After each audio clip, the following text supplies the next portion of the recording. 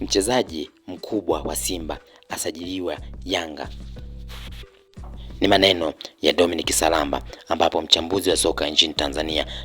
Dominic Salamba ametoboa bawasiri kuwa kuna mchezaji mkubwa Simba Sport ataenda kusajiliwa ndani ya klabu ya Yanga. Dominic Salamba amemalizia na kusema kuwa Elia Mpanzu ni moja kati ya wachezaji wazuri ambao wamesajiliwa ndani ya Simba Sport Club na ni mchezaji pekee ambaye anaweza kucheza Esperance Sport de Tunis au Azam FC na kadhalika. Kwa mjibu wa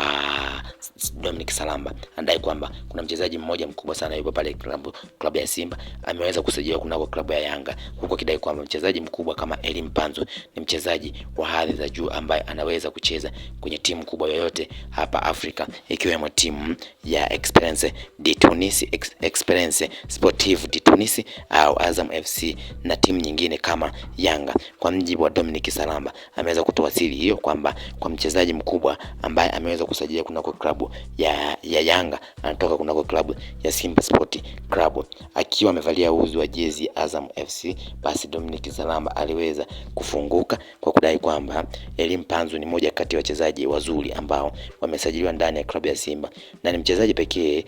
kwenye klabu ya Simba ambaye anaweza kucheza kwenye klabu tofauti tofauti hapa Tanzania, ikiwemo Esperance Sportive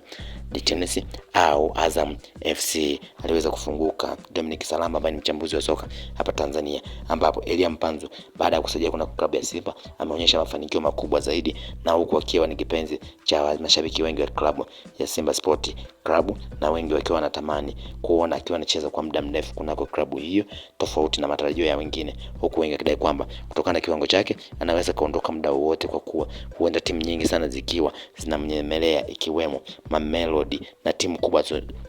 hapa Afrika.